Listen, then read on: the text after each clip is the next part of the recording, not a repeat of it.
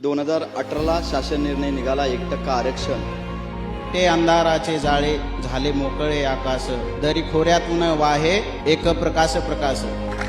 तुला 2 वर्षात या संस्थेतून बाहेर पडायचे। अनाथ म्हटलं की संघर्ष हा आधार। तुला तुझ्या पायावर उभं राहायचे। या संस्थेत अधीक्षिका म्हणून काम करते। मला समाजात माझ्या भावंडांसाठी काहीतरी करायचंय। कोणताही अनाथ असो तो महत्वाकांक्षी असतो, आरक्षण म्हणजे माझे शस्त्र आहे। आणि हा प्रत्येक महत्वाकांक्षी अनाथ हिमालय चढून पाहतो। तुम्ही आम्हाला जे आरक्षण दिले त्याबद्दल मी धन्यवाद म्हणते।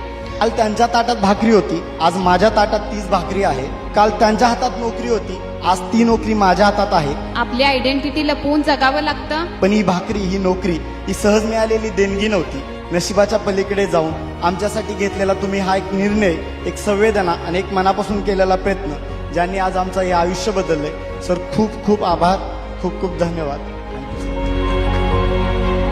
डोळ्यात पाणी नाही माझ्या, पण भावुक झालोय मी। डोळ्यात पाणी नाही माझ्या, पण भावुक झालोय मी। नाही सर, आज घ्यायला नाही, काही द्यायला आलो। कारण देव हाऊस नाही, गरज पुरवतो। तुम्ही तर आमच्या आयुष्यभराची गरज पुरवली सर। फार थोडी कामं अशी असतात की ज्याने आपल्याला खूप समाधान प्राप्त होतं। इक्वॅलिटी ऑफ ऑपॉर्च्युनिटी, संधीची समानता।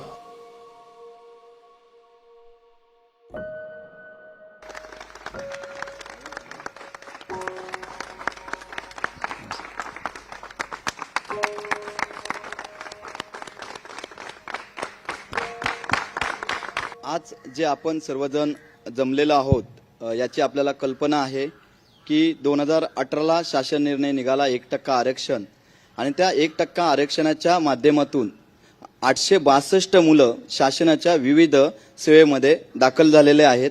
आज ते सन्मानाने या पदावर काम करताना एक वेगळा आनंद ते घेत आहेत। आणि हा कार्यक्रमाचा मुख्य उद्देश, हा जो सन्मान आपल्याला दिलेला आहे, ते माननीय महाराष्ट्र राज्याचे मुख्यमंत्री देवेंद्र फडणवीस साहेब यांच्यामुळे हा आपल्याला सन्माने जगण्याचा आनंद मिळालेला आहे।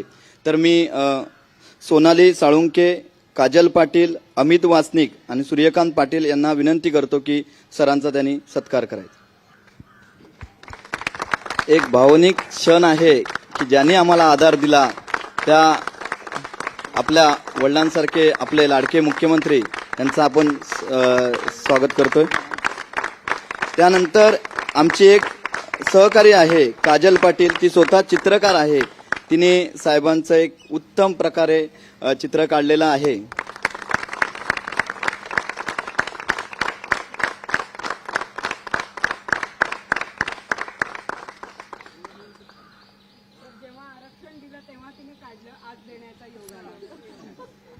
तेजाकडून तिमिराकडे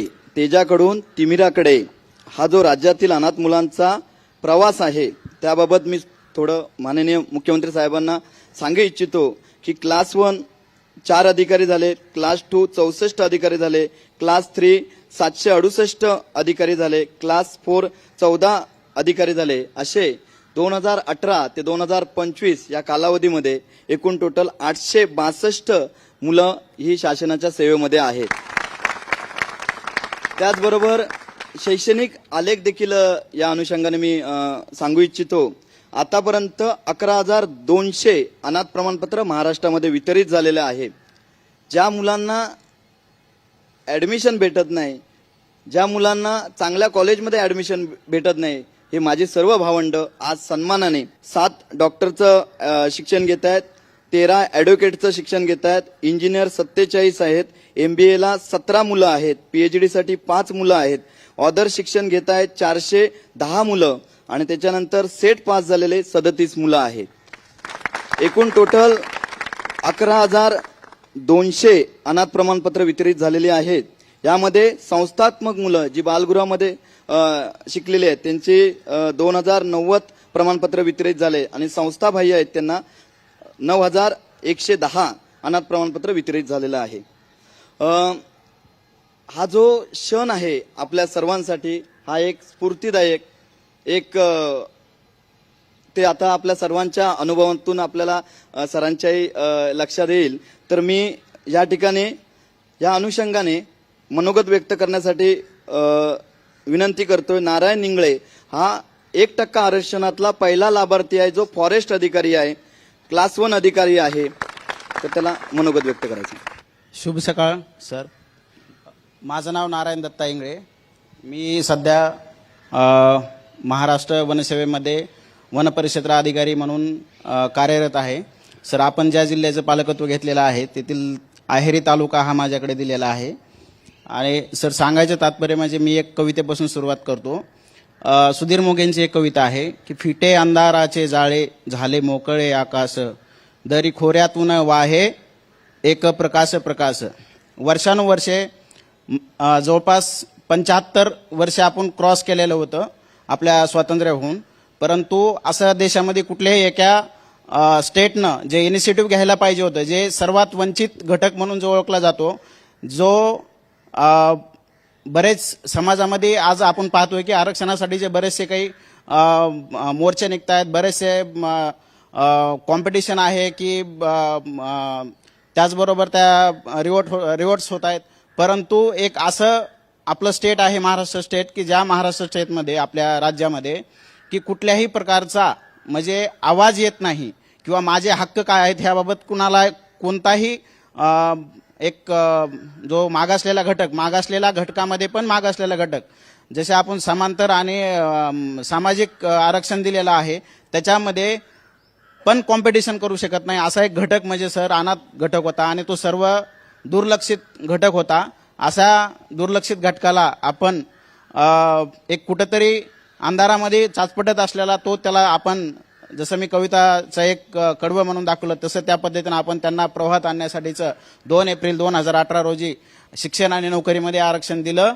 आणि त्यामुळे सर आम्ही जे काही आपण वटवृक्ष जे काही तुम्ही लावण्याचा प्रयत्न केलेला होता त्या वटवृक्षाचं जे काही फळे आणि फुले म्हणतो आपण ते सर आपल्यासमोर आहेत. असे बरेच विविध राज्याच्या विविध क्षेत्रामध्ये विभागामध्ये कार्यरत क्लास 1 पासून ते क्लास 4 पर्यंत आणि जे काही आपलं एज्युकेशन आहे त्या एज्युकेशन क्षेत्रामध्ये जवळपास टेक्निकल पासून नॉन टेक्निकल पर्यंतचे MBA असतील, इंजिनिअरिंग असेल, मेडिकल असेल, विविध क्षेत्रामध्ये सर हे आपण जे निर्णय घेतला त्या निर्णयामुळे शक्य झालेला आहे.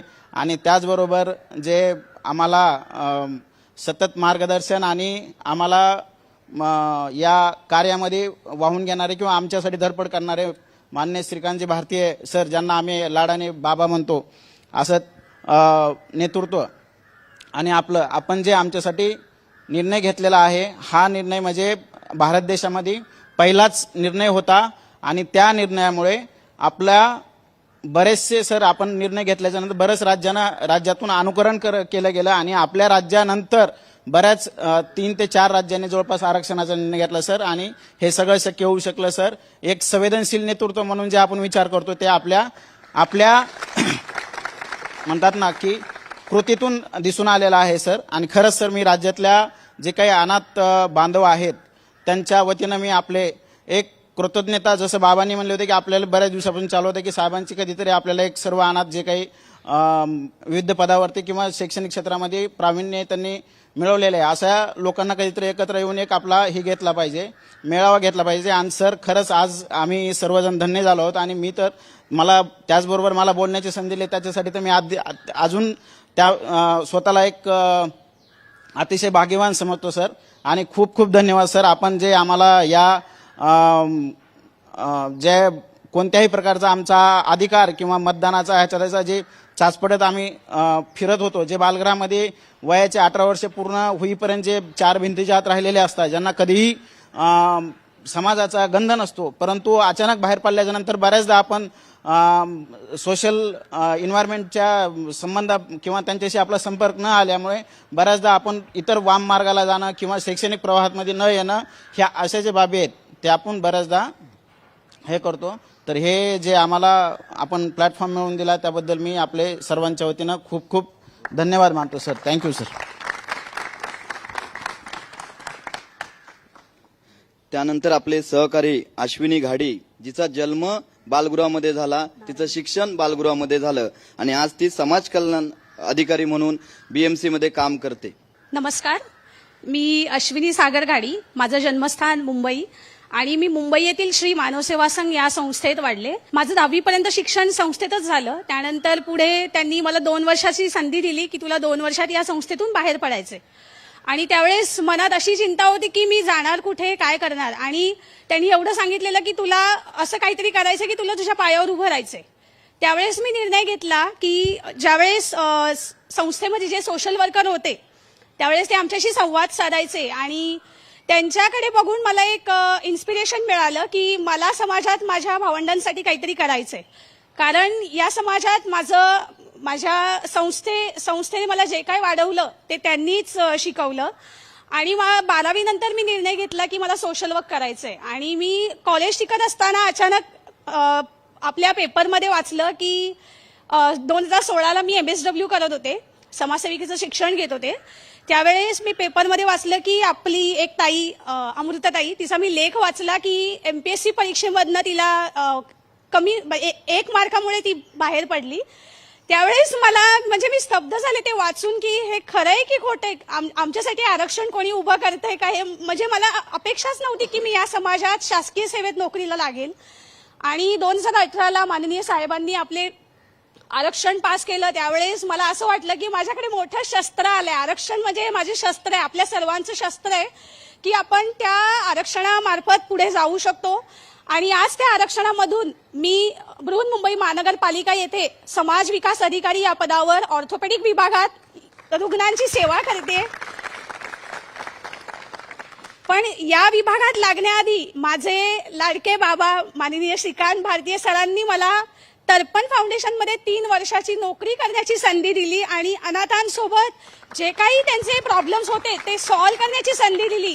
आणि हा माझा प्रॅक्टिकल अनुभव मी तुमच्या पुढे शेअर केला. आणि हे शेअर करताना मला खूप आनंद वाटतोय की आज माझ्यासारखे भावंड अनेक ठिकाणी शासकीय सेवेत म्हणजे स्वतःच्या पायावर उभे आहेत.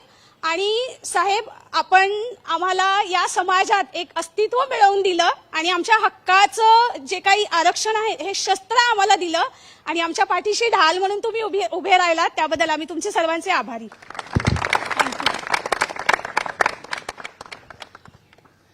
यानंतर आपला प्रणव पाटील, ज्यांनी महाराष्ट्राचं टॉप लेवलचं कॉलेज आहे MBAचं बजाज, त्या ठिकाणी आरक्षण घेऊन त्यांनी ते शिक्षण पूर्ण केलेलं आहे. तो आपलं मनोगत व्यक्त करेल. Hello, mike check. नमस्कार सर. सगळ्यात पहिले तर मी धन्यवाद बोलून सुरुवात करेल. माझं नाव प्रणव पाटील. मी संस्थाबाह्य अनाथ आहे. पण अनाथ म्हटलं की संघर्ष हा आलाच, कितीही काही म्हटलं. पण सर, एक गोष्ट मी ऑब्झर्व केलेली आहे, कोणताही अनाथ असो तो महत्वाकांक्षी असतो. आणि हा प्रत्येक महत्वाकांक्षी अनाथ हिमालय चढू पाहतो. पण विदाऊट आरक्षण हा हिमालय चढू पाहणं म्हणजे बिना ऑक्सिजन मास्क आणि बिना बुटांचा हिमालय चढणं होतं. मी 2021 मध्ये असताना उच्च शिक्षणाची फार आवड, MBA करायची इच्छा, पण कॉलेजची फी 3 लाख कसं करणार हा सगळ्यात मोठा प्रश्न. मार्क मिळवले, सगळं झालं. पण जसं हे आरक्षण आलं, या आरक्षणाने मला CEO फॅक्टरी ऑफ इंडिया म्हणून ओळखल्या जाणाऱ्या जमनालाल बजाजमध्ये ऍडमिशन मिळवून दिलं. जगन्नाथ शंकर शेठ मरीन ड्राईव्हच्या बाजूला असलेल्या हॉस्टेलमध्ये राहण्याची संधी दिली. 2021 मध्ये 3 लाख फी कशी भरू हा विचार करणारा मी 2023 मध्ये 30 लाखाचं पॅकेज बळकवलं. 2 वर्षानंतर मल्टीनॅशनल कंपनीमध्ये काम करून आज मी एक ॲग्रीटेक स्टार्टअप सुरू करतोय. आणि हे सगळं सर तुमच्यामुळे, त्यासाठी मनपूर्वक धन्यवाद. त्यानंतर आपल्या महिला सहकारी सपना अंदुरकर या स्वतः अनाथ आश्रम मध्ये लहानाच्या मोठ्या झालाय आणि त्यांनी अधीक्षक म्हणून काम करतायत. आपल्या छोट्या भावंडांना दिशा देण्याचं काम करतायत. नमस्कार सर. मी सपना आडुरकर, भगिनी निवेदिता संस्था सांगली येथे लहानाची मोठी झाले आणि MSWचे शिक्षण पूर्ण झाल्यावर आता त्याच संस्थेत अधीक्षिका म्हणून काम करते. सुरुवातीला तुम्ही आम्हाला जे आरक्षण दिले त्याबद्दल मी धन्यवाद म्हणते. आणि सर, अनाथमध्ये आणखी 2 गट आले की एक आहे तो अनाथ HIV पॉझिटिव्ह आणि दुसरा आहे तो अनाथ अपंग. तर सर, अनाथ म्हटल्यावर ही 2 गट असताना ह्यांचे प्रश्न काही वेगळेच असतात. आपली आयडेंटिटी लपवून जगावं लागतं आणि ह्या सगळ्या प्रवाहामध्ये मला तुम्ही दिलेलं जे आरक्षण असेल, गायत्री ताई असतील, भारतीय सर असतील, आमच्या मयुरीताई असतील, या सगळ्यांनी किंवा माझे सर्व दादा किंवा ताई असतील, या सर्वांनी सपोर्ट केलं आणि त्याच प्रवाहातून आज मी वर आली आहे. आणि मी आज 47 मुलींच्या समोर एक अधीक्षिका म्हणून काम करते. आणि सर, हे सगळं तुमच्यामुळे शक्य आहे. आणि ही संधी मला उपलब्ध करून दिली त्याबद्दल धन्यवाद. आपल्या सहकारी सपना मॅडमने जे उल्लेख केला की अनाथ आहेत, HIV अनाथ आहेत, ज्यांना आई वडिलांकडून अनाथ HIV झालेला आहे, त्यांचा त्याच्यामध्ये काही दोष नाही. आणि मी तुम्हाला अभिमानाने आणि आदराने सांगतो की 2022 मध्ये मुंबईमधल्या 32 HIV बाधित अनाथ मुलामुलींना आपण संजय गांधी निराधार योजना, त्यानंतर त्यांना अंत्योदय योजना ही माननीय मुख्यमंत्री साहेब तसेच श्रीकांत भारतीय सरांच्या माध्यमातून ती लागू करून दिले. आज ती मुलं सन्मानाने त्या योजनेच्या माध्यमातून आपलं शिक्षण घेत आहेत. आणि एक आदराने तुम्हाला सांगू इच्छितो की याही मुलांकडे आम्ही दुर्लक्ष केलं नाही, तर तर्पण फाउंडेशनच्या माध्यमातून आपण या मुलांचा सर्व शिक्षणाचा खर्च आपण करत असतो. हे या निमित्ताने मला सांगावंसं आनंद वाटतो. त्यानंतर योगेश पुस्तके जो अनाथ प्रवर्गातून क्लास 1 अधिकारी झालेला आहे. मला वाटतं त्यांनी आतापर्यंत 3 ते 4 पोस्ट घेतले आणि आज तो RTO म्हणून काम करतो. योगेश पुस्तके. व्यासपीठावर उपस्थित आपल्या सर्वांचे कुटुंब प्रमुख, महाराष्ट्र राज्याचे लाडके मुख्यमंत्री साहेब, उपस्थित माझे बाबा आणि इथे जमलेल्या माझ्या बंधू भगिनींनो, माझं नाव योगेश कुमार सुरेश पुस्तके. मी सांगलीच्या दादूकाका भिडे मुलांचे बालगृह निरीक्षण गृहाचा विद्यार्थी. सध्या मी सहाय्यक प्रादेशिक परिवहन अधिकारी म्हणून यशदा या संस्थेत प्रशिक्षण घेत आहे. सर, आईवडिलांच्या निधनानंतर माझ्या आजोबांनी मला संस्थेत दाखल केलं. वयाच्या 5व्या वर्षापासून ते इंजिनिअरिंगपर्यंत माझं संपूर्ण शिक्षण सांगलीच्या बालगृहात झालं. 18 वर्षानंतर मला बालगृहातून ज्यानंतर माझा प्रवेश संपला त्यानंतर सांगलीच्या कलेक्टर साहेबांनी मला विशेष मदत करून मला बालगृहामध्येच ठेवून माझं इंजिनिअरिंग पूर्ण करून घेतलं. हे आयुष्यही त्या बालगृहातील अधिकाऱ्यांची देण मी त्यावेळी समजत होतो. एक अनाथ मुलगा इंजिनिअरिंग शिक्षण पूर्ण करतो, त्यामुळेच मला मी अधिकारी होण्याची प्रेरणा मिळाली आणि मी MPSC करण्याचा निर्णय घेतला. जिद्द होती, थोडी चिकाटी होती आणि एक स्पर्धा परीक्षेच्या महासागरात बाबा असतील, गायत्रीताई असेल, अमृताताई असेल, नारायणदादा होता, अशा लोकांची जहाज होती आणि त्या समुद्रात मी उडी घेत होतो, समुद्र पोहायचा प्रयत्न करत होतो. पण एक दिशादर्शक असा दीपस्तंभ आम्हाला हवा होता आणि अनाथ आरक्षणाचा निर्णय आमच्यासाठी सर दीपस्तंभ ठरला आणि त्या दीपस्तंभामुळे आम्हाला हे आरक्षण प्राप्त झालं आणि आज मी क्लास 1 पदावर काम करतोय. हे मी स्वप्न होतं, एक लहानपणी ही मोठी मोठी स्वप्न बघायला सुद्धा आम्ही घाबरत होतो. पण सर तुमच्या त्या निर्णयामुळे आज आम्ही ते स्वप्न जगतोय. Respected sir, you did not just open a door for us, you created a world where children like us who once stood outside every boundary finally feel we belong. तुम्ही स्वप्न बघायला शिकवलं, तुम्ही स्वप्न जगायला शिकवलं, तुम्ही फुलवलीत रानामानातील फुलं. ही कृतज्ञतेची सुमने तुमच्यासाठी. काल त्यांच्या ताटात भाकरी होती, आज माझ्या ताटात तीच भाकरी आहे. काल त्यांच्या हातात नोकरी होती, आज ती नोकरी माझ्या हातात आहे. पण ही भाकरी, ही नोकरी ही सहज मिळालेली देणगी नव्हती. नशिबाच्या पलीकडे जाऊन आमच्यासाठी घेतलेला तुम्ही हा एक निर्णय, एक संवेदना आणि एक मनापासून केलेला प्रयत्न, ज्यांनी आज आमचं हे आयुष्य बदललंय. सर खूप खूप आभार, खूप खूप धन्यवाद. Thank you sir. ज्याप्रमाणे गाभाऱ्यामध्ये देव असतो, तो देवरूपी माननीय मुख्यमंत्री साहेबांच्या रूपाने आम्हाला लाभला. मात्र आमच्या जीवनामध्ये जी कलाटणी देणारे जे क्षण आहेत ते आमचे विठोबा आणि रखुमाई. विठोबाच्या रूपामध्ये आम्हाला बाबा मिळाले श्रीकांत भारतीय सर आणि श्रेया आई मिळाली आम्हाला रखुमाईच्या रूपाने.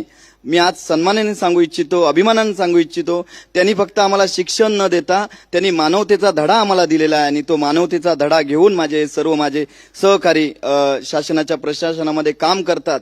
आपल्याला कोणीतरी मदत केली, आपण दुसऱ्याला मदत करावी ही भावना या मुलांमध्ये आहे आणि प्रत्येक जण आपल्या भावंडांसाठी अहोरात्र मेहनत करतो. हा माझ्या सर्व सहकाऱ्यांचा मला अभिमान वाटतो. त्यानंतर आपली सहकारी पूजा बुवा ही सहाय्यक प्राध्यापक आहे, ते तिचं मनोगत व्यक्त करेल. Good morning sir. माझे नाव पूजा दत्तात्रय बुवा. मी सांगलीमध्ये सुंदरबाई मालूमध्ये आणि वेलणकरमध्ये माझं बालपण घालवलं. जेव्हा वेलणकरमधून बाहेर पडले तेव्हा माझं 12वी आणि स्टेनो झालं होतं.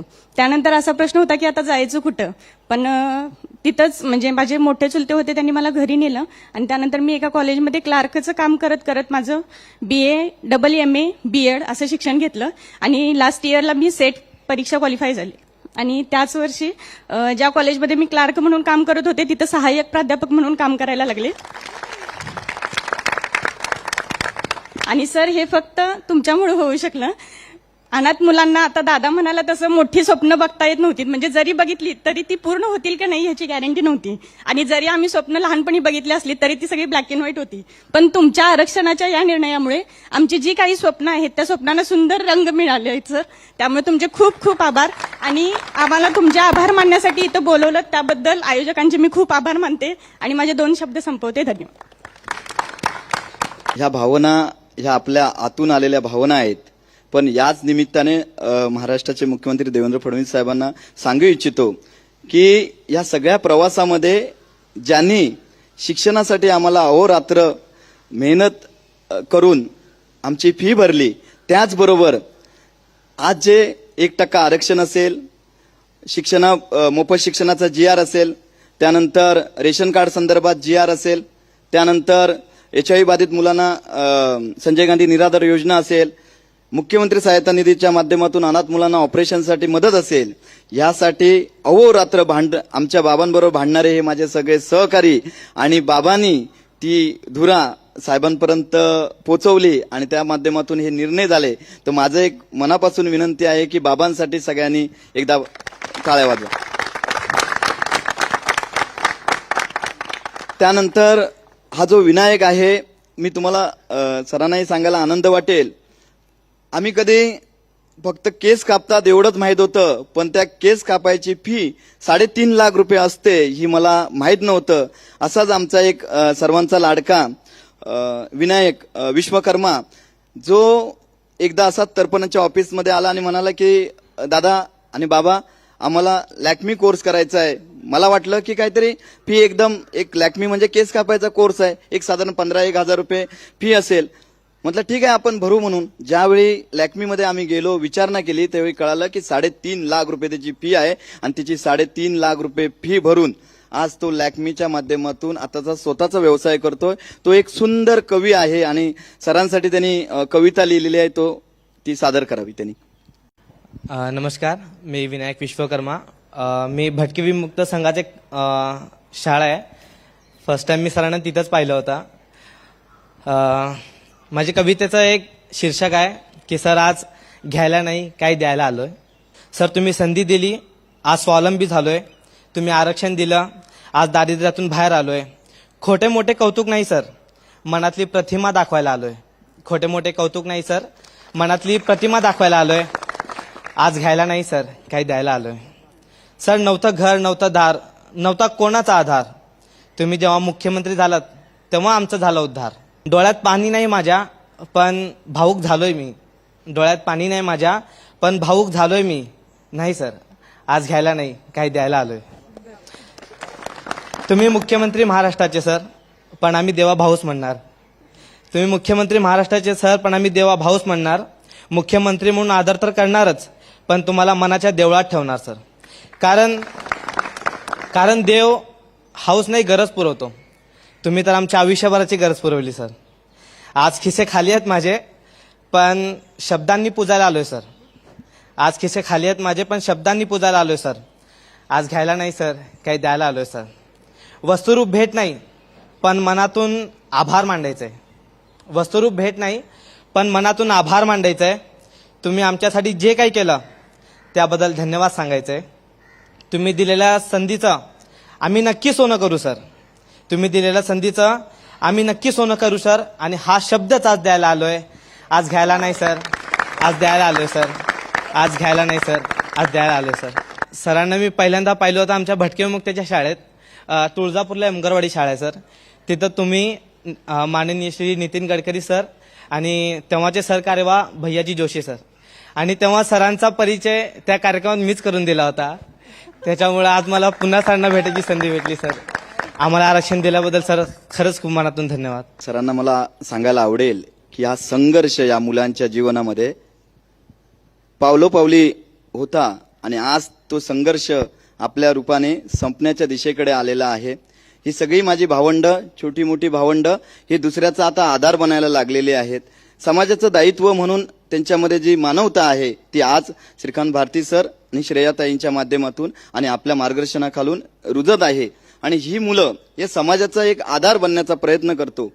यांना अभिमान आहे की ज्या आई वडिलांनी त्यांना जन्म दिला पण सोबत नाहीयेत, पण महाराष्ट्रात ते आपल्या माध्यमातून ह्या मुलांच्या पाठीशी खंबीरपणे उभा राहणारा बाप या मुलांना मिळाला, हा आमच्या सर्वांसाठी अभिमानास्पद गोष्ट आहे. आम्ही ईश्वराचे आभार व्यक्त करतोय की आमच्या रक्ताच्या आई वडिलांपेक्षाही आमची तुम्ही काळजी घेतलाय. या महाराष्ट्राचे मुख्यमंत्री म्हणून या महाराष्ट्रातील सर्व अनाथ प्रतिनिधींच्या वतीने आपले आभार व्यक्त करतो.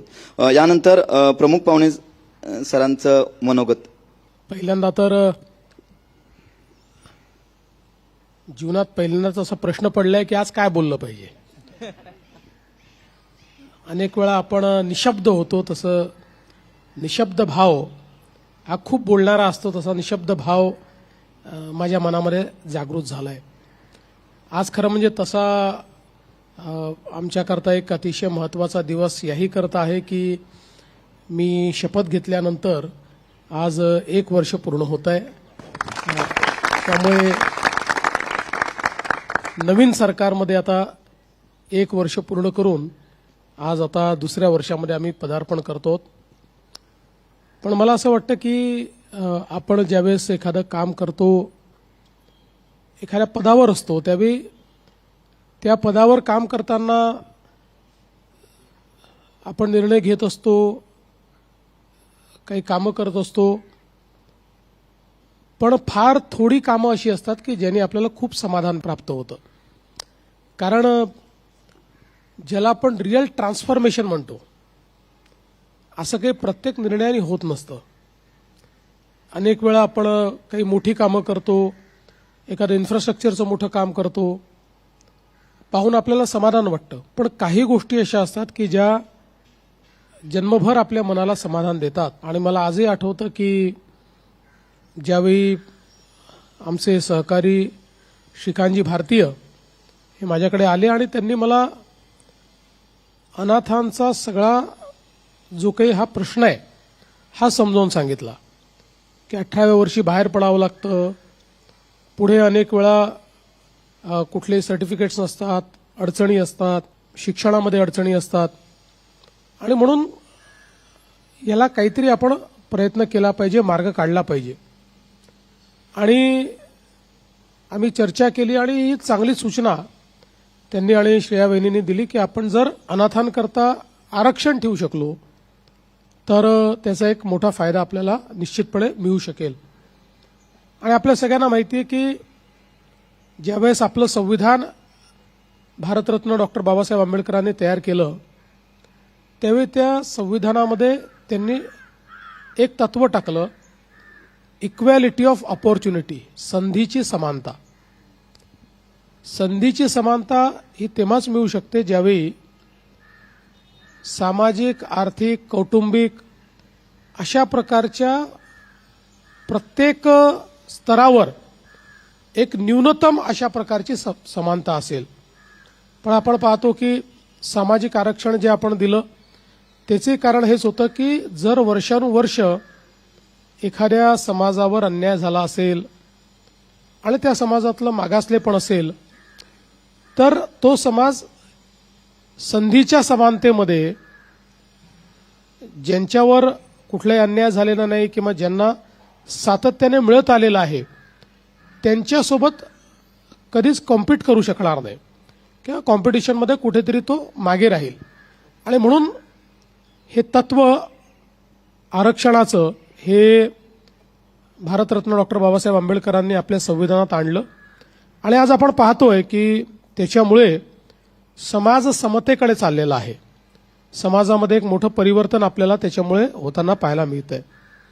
पण त्याचवेळी अनेक घटक असे आहेत, अनाथ असतील, दिव्यांग असतील, असे वेगवेगळे घटक आहेत की ज्यांचाही वेगळ्या पद्धतीनं विचार होणं गरजेचं होतं. कारण संधीच्या समानतेमध्ये समजा एखादा व्यक्ती जो सामाजिकदृष्ट्या मागासलेला आहे, याच्या सामाजिक मागासलेपणाला आपण 5 मार्क दिले तर जो अनाथ आहे आणि मागासलेला आहे त्याला 7 द्यावे लागतील, जो दिव्यांग आहे त्याला 9 द्यावे लागतील, तरच आपण संधीची समानता आणू शकू.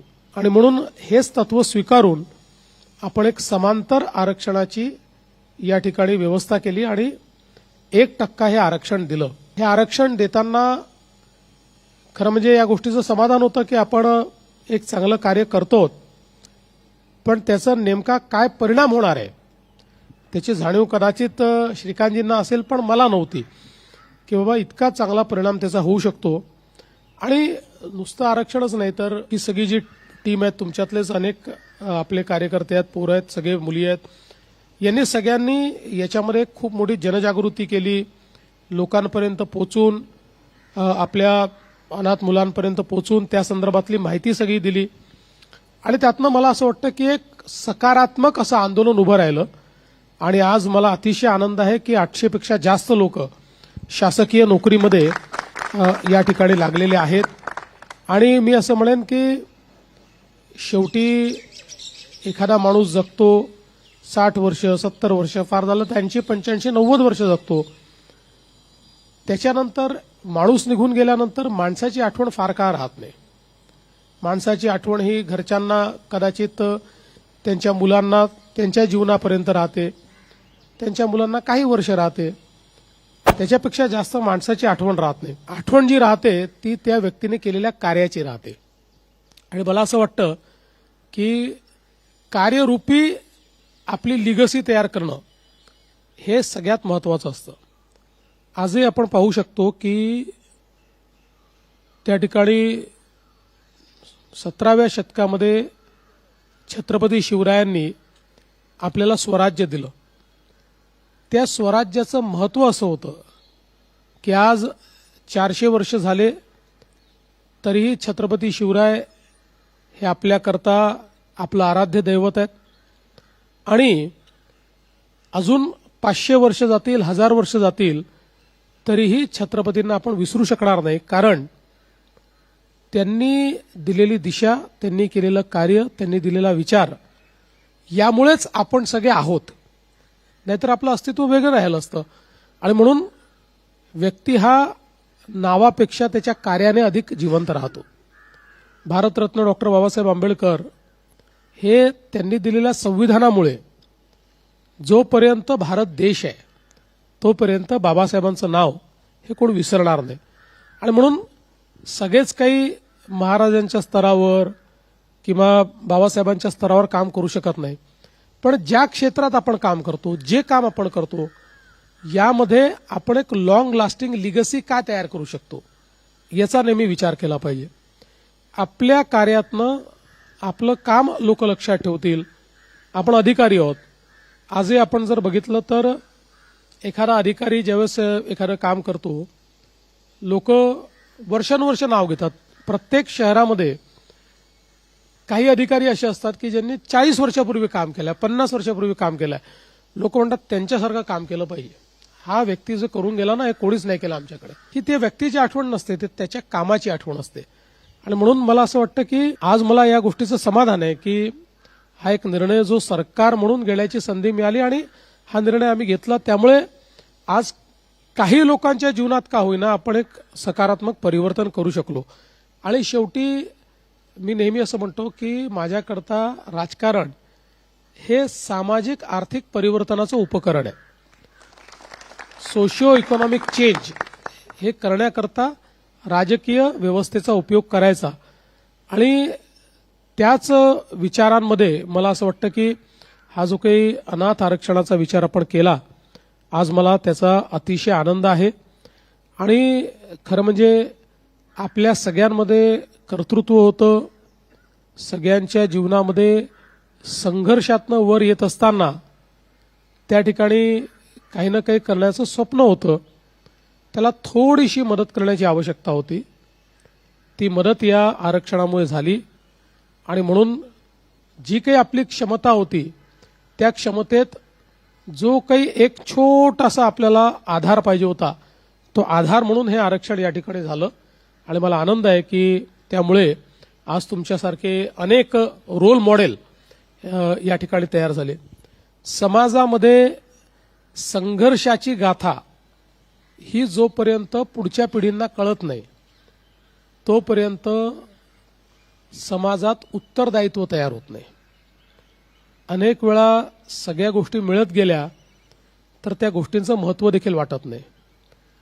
पण हे जरी खरं असलं तरी जेव्हा संघर्षातनं आपण एखादी गोष्ट मिळवतो, एखाद्या ठिकाणी पोहोचतो, त्यावेळी मागे वळून पाहताना जो आनंद होतो, त्या संघर्षाचा सगळा क्षीण, त्याचं दुःख हे आपण विसरतो आणि ती एक वाटचाल होते, ती आपली जर्नी होते आणि आपल्याला असं वाटतं की ठीक आहे, आता या दुःखातनं मी इथपर्यंत पोहोचलो.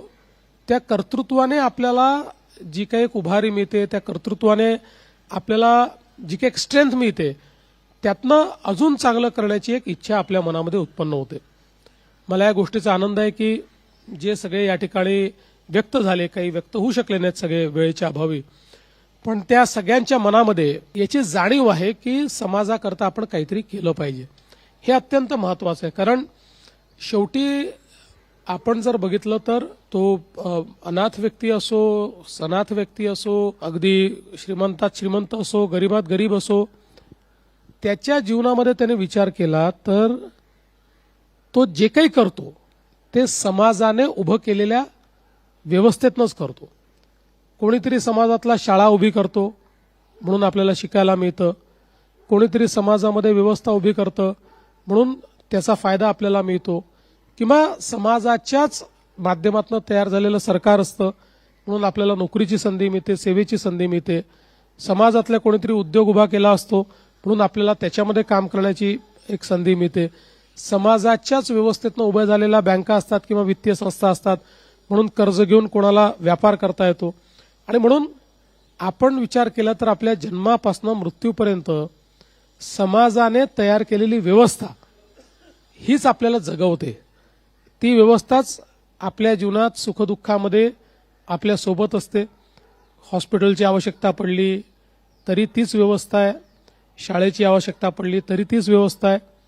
आणि म्हणून समाजाच्या या व्यवस्थेला ज्याचा मी उपयोग घेतलाय, काही प्रमाणात उपभोग घेतलाय, अशा या व्यवस्थेला मला काहीतरी देऊन जायचं आहे, हा विचार असणं हे सगळ्यात महत्वाचं आहे. कारण अनेक वेळा आपल्या जीवनामध्ये स्थैर्य आल्यानंतर, आपण संसाराच्या गाड्यामध्ये फसल्यानंतर अनेक वेळा आपण विसरतो की काय संघर्षातनं आपण आलो आहोत. मला असं वाटतं की ते लक्षात ठेवणं हे फार गरजेचं आहे. बघा, शेवटी संसार हा महत्वाचा आहे. परिवार पुढे आपला लग्न होतात, आपण मोठे होतो, सगळ्या गोष्टी असतात, ते महत्वाचंच आहे जीवनामध्ये, ते काही कुणाला चुकलं नाही आहे. पण ते सगळं करत असताना यातनं वेगळं काहीतरी मी कॉन्ट्रीब्युशन समाजामध्ये देणार आहे. आणि ते काय आहे, जसं आपण एक गोल ठरवलं की मला इंजिनियर व्हायचं आहे किंवा मला शासकीय सेवेत जायचं आहे, असं एक गोल मात्र आपल्या मनामध्ये असलं पाहिजे की ज्या सामाजिक व्यवस्थेने मला दिलेलं आहे त्या सामाजिक व्यवस्थेला मला काहीतरी परत करायचं आहे. आज आपण पाहू शकतो की आपले सगळे जी मंडळी तरपणची वगैरे या ठिकाणी काम करतात, तर असं कोणी या सगळ्यांवर कंपल्शन केलं नव्हतं किंवा श्रीकांत भारतीय, श्रेया भारतीयांना कोणी असं त्या ठिकाणी सांगितलं नव्हतं की बाबा हे केल्याशिवाय तुम्हाला काही जेवायला मिळणार नाही किंवा तुमच्या जीवनामध्ये दुसरं काही तुम्हाला आम्ही संधी देणार नाही. पण मनातनं असं वाटणं की नाही, समाजाकरता केलं पाहिजे, ही संवेदना असणं. आणि तुम्ही तर ती संवेदना इतक्या जवळून बघितलेली आहे. म्हणून माझी अपेक्षा एवढीच आहे की तुमच्यापैकी प्रत्येकाने आपल्या जीवनात स्थैर्य तर आणलंच पाहिजे, पण ते स्थैर्य आणल्यानंतर हे एक जे काही एक आपलं सामाजिक आंदोलन आहे की दुर्दैवाने ज्यांना अनाथ म्हणून आई वडील नाहीत, आई वडील अस्तित्वात नाहीत, आणि त्यामुळे एक ज्याला फॅमिली नेट म्हणतो की जे कुठल्याही परिस्थितीत आपल्याला झेलायला तयार असतं, आपल्याला मोठं करत असतं, असं नेट नाही. अशा लोकांकरता काही ना काही आपण सातत्याने करत राहिलं पाहिजे. हा प्रयत्न आपण निश्चितपणे करावा.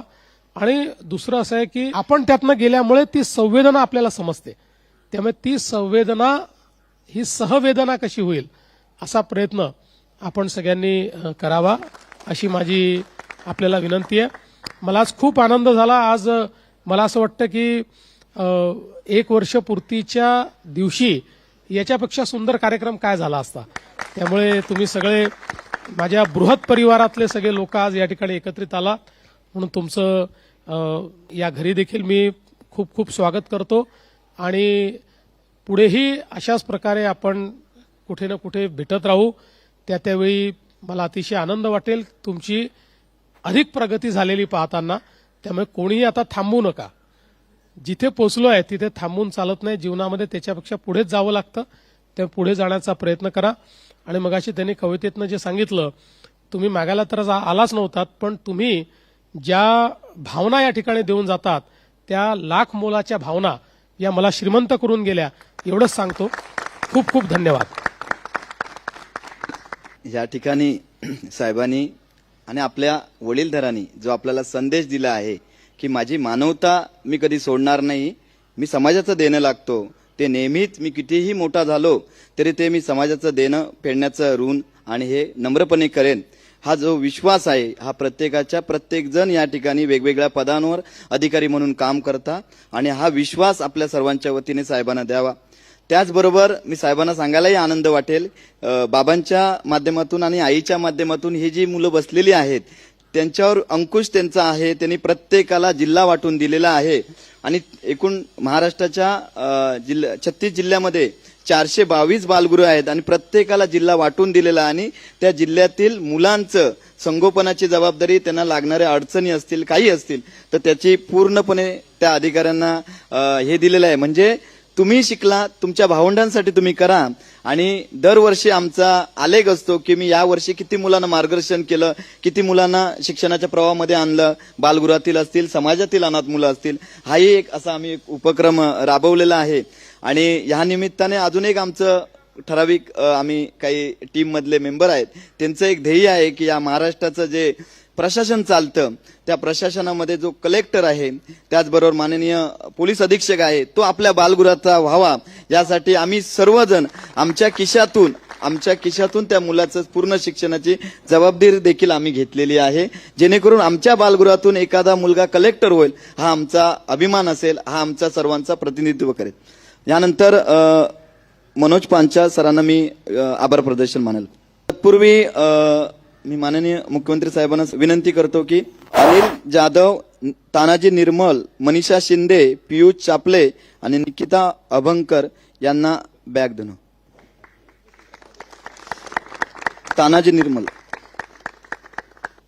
निर्मल,